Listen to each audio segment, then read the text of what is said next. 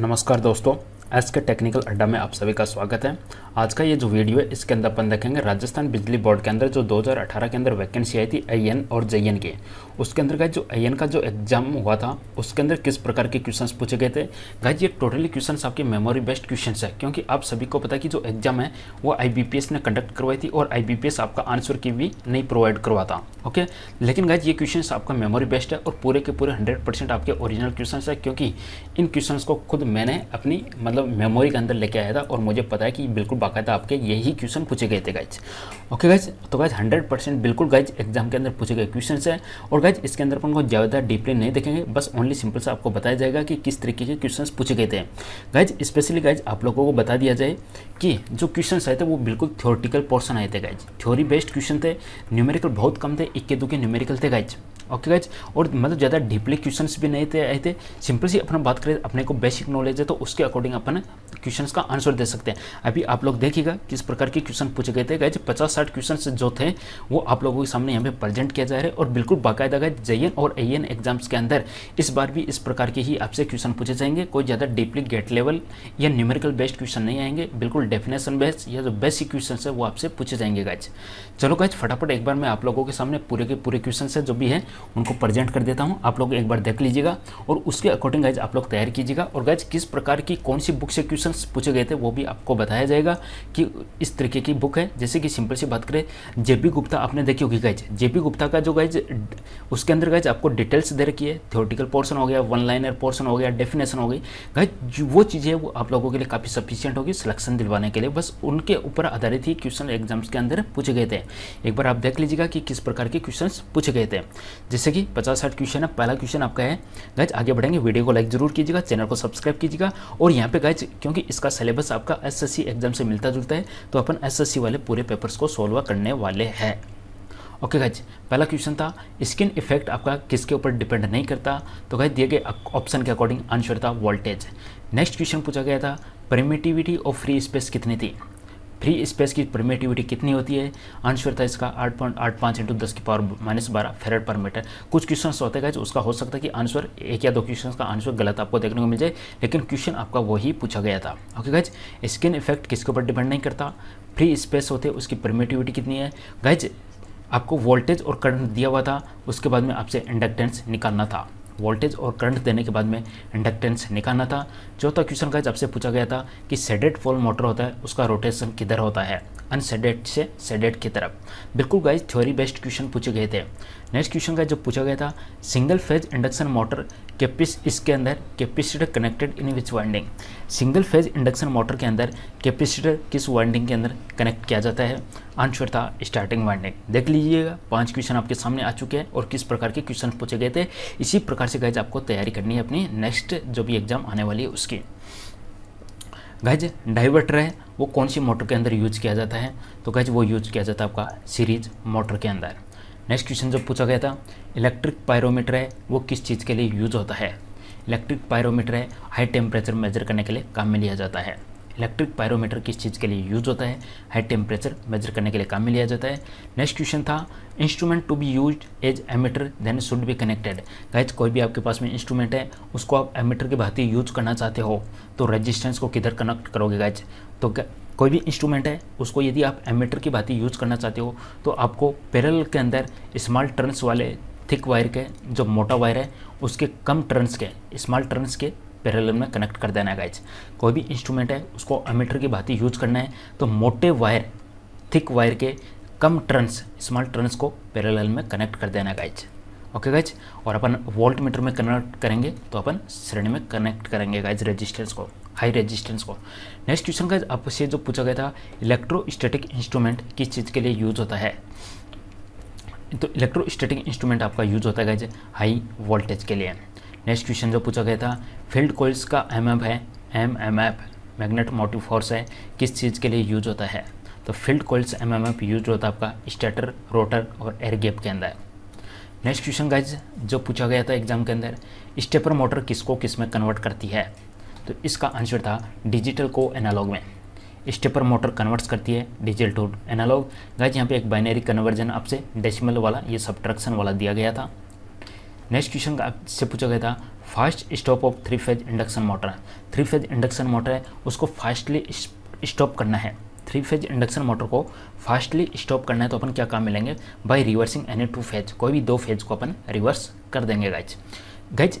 इन questions का करने का मतलब है अपने को ओवरव्यू लेना है कि किस तरीके के क्वेश्चंस पूछे गए थे बस। और excited synchronous motor at no load works as. Okay guys excitation के आधार पे जो आपकी ओवर एक्साइटेड सिंक्रोनस मोटर है नो लोड के ऊपर किस प्रकार से काम करेगी। Over excited at no load synchronous motor तो वो काम करेगी गाइज कंडेंसर की बातें, सिंक्रोनस कंडेंसर की बातें। नेक्स्ट क्वेश्चन गाइज जो पूछा गया था फीडबैक सिस्टम है किस प्रकार का होता है। Feedback system is a type of answer था close loop. Feedback system is a type of close loop. Type 2 means system is. Type 2 मतलब क्या हुआ गाइज, आपके कंट्रोल सिस्टम से रिलेटेड क्वेश्चन है। टाइप 2 मीन्स क्या हुआ गाइज, तो यहाँ पे आपका आंसर बन जाएगा 2 पोल एट ओरिजिन। पोल और जीरो की बात करें तो 2 पोल आपके ओरिजिन है, यानी टाइप 2 मीन्स क्या हुआ guys 2 pole at origin. Amplifier use in control system कौन सा होता है, कंट्रोल सिस्टम के अंदर कौन से एम्पलीफायर यूज होते हैं गाइज, आंसर था ऑप एम्प। नेक्स्ट क्वेश्चन जब पूछा गया था फाइनल वैल्यू थ्योरम क्या देती है अपने को, circuit theory. Final value theorem क्या देती है गाइज, तो वो देती है आपको steady state value. Final value theorem क्या देती है गाइज, स्टेडी स्टेट वैल्यू देती है। अक्सन ये दिया था देन इट इज कॉल्ड, तो ये था आपका final value theorem. Next question guys आपसे जो पूछा गया था रेलुक्टेंस की यूनिट पूछी गई थी एम्पीयर टर्न्स पर वेबर। रेलुक्टेंस की यूनिट पूछी गई थी guys ampere turns per weber. 3 resistance parallel के अंदर कनेक्टेड है और टोटल करंट आपको दी गई है। 3 रेजिस्टेंस पैरेलल में कनेक्टेड है और टोटल करंट आपको दी गई है, तो वोल्टेज कितना होगा। क्वेश्चन एक न्यूमेरिकल आया था सिंपल सा गाइज, उसका आंसर था 125। नेक्स्ट क्वेश्चन गाइज एक लोड फैक्टर बेस्ड सिंपल सा न्यूमेरिकल था, load factor based. Next question guys ratio of maximum demand to connected load. Maximum demand upon total connected load, ये ratio क्या कहलाता है, demand factor. Ratio of maximum demand to connected load कहलाता है demand factor. Losses almost constant in transformer. Transformer में कौन से loss है वो ऑलमोस्ट कांस्टेंट होते हैं, तो गाइज आंसर बनेगा आपका कोर लॉसेज। कोर लॉसेज आपके कांस्टेंट होते हैं, कॉपर लॉसेज आपके वेरी करते हैं। थर्मोकपल प्रिंसिपल बेस्ड ऑन, आपका जो थर्मोकपल है किस प्रिंसिपल के ऊपर आधारित है, तो गाइज इसका आंसर था सी बैक इफेक्ट के ऊपर। थर्मोकपल आपका सी बैक इफेक्ट के सिद्धांत के ऊपर आधारित है।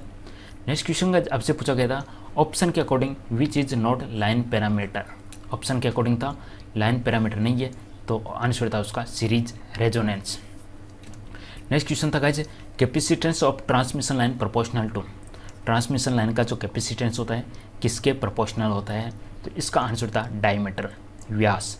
Capacitance of transmission line proportional to diameter. Next question था if flux is constant then torque is proportional to. यदि फ्लक्स आपका कांस्टेंट है तो टॉर्क किसके समानुपाती होगा गाइज, तो इसका आंसर था गाइज आपका आर्मेचर करंट के फाई आइए इस तरीके से देते हैं क्या, फाई आपका कांस्टेंट है तो गाइज आपका जो टॉर्क है वो किसके प्रोपोर्शनल हो जाएगा, आर्मेचर करंट के। Single phase two 3 phase conversion, single phase को 3 फेज में कन्वर्ट करना है आपको, तो किसकी सहायता लोगे गाइज, तो इसका आंसर था फेज स्प्लिटर। सिंगल फेज से 3 फेज में कन्वर्जन होता है फेज स्प्लिटर की सहायता से। गाइज वीडियो को लाइक जरूर कीजिएगा, अपन अच्छे से तैयारी करने की कोशिश करेंगे, बहुत ही अच्छे से पूरे क्वेश्चंस को सॉल्व करेंगे, स्पेशली एसएससी एग्जाम्स वाले। If core resistance increases then, core resistance आपका इंक्रीज होता है तब क्या होता है, core resistance increases then eddy current reduces. Next question when voltage apply in one direction reversal associated loss is called. When voltage apply in one direction reversal associated loss is called, तो loss क्या कहलाएंगे वो आपके hysteresis loss. Hysteresis loss का guys formula पूछा गया था आपसे कि बी की power 1.6 into F square.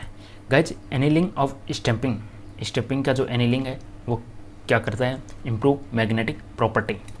Next question था which is not use for voltage controller. Voltage controller के लिए कौन सा यूज नहीं होता, अकॉर्डिंग टू ऑप्शंस अपना आंसर था series capacitor. Next question guys जो पूछा गया था converter use for all motoring and generating mode. जितने भी मोटरिंग मोड है और जनरेटिंग मोड है उनके लिए कौन सा कन्वर्टर यूज लिया जाता है, तो आंसर था इसका dual converter. Induced EMF in inductor, inductor के अंदर जो इंड्यूस्ड ईएमएफ होता है उस पर आधारित क्वेश्चन था, न्यूमेरिकल था सिंपल सा। स्टेडी स्टेट एरर है उसको किसके द्वारा रिड्यूस किया जाता है, इंटीग्रल कंट्रोल के द्वारा। ठीक है, कंट्रोल का टाइप है आपके, उसमें से स्टेडी स्टेट एरर को रिड्यूस किया जाता है integral error. Transformer efficiency depends for constant वीए, constant voltage armature voltage है उसके लिए, ये जो कांस्टेंट वीए है उसके लिए ट्रांसफार्मर की एफिशिएंसी किसके ऊपर डिपेंड करती है गाइज, तो ये आंसर करती है, आपका आंसर बन जाएगा पावर फैक्टर है। Transformer efficiency depends for constant वीए, तो आंसर था इसका गाइज पावर फैक्टर है। नेक्स्ट क्वेश्चन गाइज आपका, ये गाइज वीए कैपिटल में होना चाहिए इस तरीके से, आई थिंक वीए कैपिटल में होना चाहिए, वोल्टेज और current. Next question guys Maxwell bridge आपका क्या देता है गाइज, तो मैक्सवेल ब्रिज आपका देता है इंडक्टेंस, मैक्सवेल ब्रिज इंडक्टेंस देता है गाइज। नेक्स्ट क्वेश्चन था guys nor gate require for making and gate, guys जितने भी आपके पास में नोर गेट है उनका यूज करके यदि आपको एंड गेट बनाना है, ए एंड डी वाला एंड गेट बनाना है तो कितने गेट चाहिएगा, NOR gates requires for making and gate बनाना है नोर गेट का यूज करते हुए तो कितने आपको चाहिएंगे, ये आपसे क्वेश्चन पूछा गया था। Next question resistivity for given R L A, आपको आर दे रखा है, एल दे रखा है, ए दे रखा है, तो रेजिस्टिविटी आपको निकालनी थी। न्यूमेरिकल था, सिंपल सी बात है, R equal to rho L वाला फॉर्मूला हो जाएगा आपका, न्यूमेरिकल आया होता। Economical size of conductor determined by, conductor की जो इकोनॉमिकल साइज है वो किसके द्वारा डिटरमाइंड की जाती है, केल्विन लॉ के अकॉर्डिंग। नेक्स्ट क्वेश्चन का यदि motor runs more than synchronous speed then act as, motor की स्पीड सिंक्रोनस स्पीड से ज़्यादा है तो वो किस प्रकार से कार्य करेगी, तो वो काम करेगी आपकी as synchronous generator. Motor runs, motor की बात हो रही, मोटर है यहाँ पे, motor runs more than synchronous speed then act as synchronous generator. Next question था गाइस यदि 50 hertz motor operates on 60 hertz then voltage is, 50 hertz वाली मोटर 60 हर्ट्ज के ऊपर ऑपरेट करती है तो वोल्टेज क्या होगा, वोल्टेज आपका 120% of the given voltage. Next question current in parallel resonance circuit, parallel resonance circuit के अंदर करंट कितनी, parallel resonance circuit according to option answer था 0। Next question guys number of brushes required in lap winding, lap winding के अंदर कितनी brushes की requirement होती है गाइज, तो आंसर था इसका equal to number of poles, जितने आपके पोल्स है उतने ही आपको ब्रशेज चाहिए कि लैप वाइंडिंग के अंदर, और वेव वाइंडिंग के अंदर आपको चाहिए होती 2। नेक्स्ट क्वेश्चन गाइज आपका है कि पीक और shoot is indication of, peak और शूट है किसका इंडिकेशन होता है गाइज, तो पीक और शूट होता है आपका डैम्पिंग फैक्टर का, डैम्पिंग फैक्टर है। नेक्स्ट क्वेश्चन था electrical angle between two short pitched coil should be, 2 short pitch coil है आपके पास में, उनके बीच में इलेक्ट्रिकल एंगल कितना होना चाहिए, 2 शॉर्ट पिच है कोयल है उनके बीच में इलेक्ट्रिकल एंगल कितना होना चाहिए, तो आंसर बनेगा less than 180 degree guys. In hydro station conduit connected between surge and tank in, जो हाइड्रो पावर प्लांट होते हैं उनके अंदर कंड्यूट होता है, पाइप होती है, उसको कनेक्ट करते हैं अपन सर्ज और टैंक के बीच में, किसके अंदर, आंसर बनेगा पेन स्टॉक के अंदर। कंड्यूट को किसके अंदर कनेक्ट करते हैं, पेन स्टॉक के अंदर। नेक्स्ट क्वेश्चन रेजिस्टेंस किसके ऊपर डिपेंड करता है, तो रेजिस्टेंस डिपेंड करता है frequency temperature. Next question winding resistance of, ये जो आंसर आ रहे हैं ये आंसर आपके ऑप्शन के अकॉर्डिंग आ रहे हैं कि आपके 4 ऑप्शन में से क्या ऑप्शन दिया गया था। Winding resistance of transformer responsible for, तो वाइंडिंग रेजिस्टेंस कोई भी ट्रांसफार्मर है उसकी किसके लिए रेस्पॉन्सिबल होती है, कॉपर लॉसेस के लिए, कॉपर लॉसेस वेरी करते हैं। Cogging stator slot and rotor slot should not be equal, उस पर आधारित क्वेश्चन था। Power of load for given energy meter constant, एक ये क्वेश्चन पूछा गया था guys, power of load for given energy meter constant, तो आंसर था इसका ये गाइज। ये था सिंपल सा, जब 50-60 क्वेश्चन थे बिल्कुल बाकायदा 100% नहीं 200% आप विश्वास कीजिएगा ये कि ये क्वेश्चन आपसे एग्जाम के अंदर पूछे गए थे। अब गाइज मैंने आपके सामने फॉर्मेट रख दिया है, अब आप लोग डिसाइड कीजिए कि आपको किस तरीके की तैयारी करनी है, और बिल्कुल बाकायदा इसी तरीके का गाइज जेएन और आईएन के अंदर आपको जो इलेक्ट्रिसिटी बोर्ड के द्वारा जो एग्जाम होगी उसके अंदर ऐसे ही क्वेश्चन आपसे पूछे जाएंगे। ओके गाइज, चलो ऑल द बेस्ट सभी लोगों को, मेरी तरफ से शुभकामनाएं, अच्छे से तैयारी कीजिएगा। धन्यवाद, thank you for watching. Video को लाइक कर दीजिएगा, चैनल को सब्सक्राइब कर दीजिएगा, और अपन जल्दी क्वेश्चन सीरीज स्टार्ट करने वाले हैं। थैंक यू, धन्यवाद।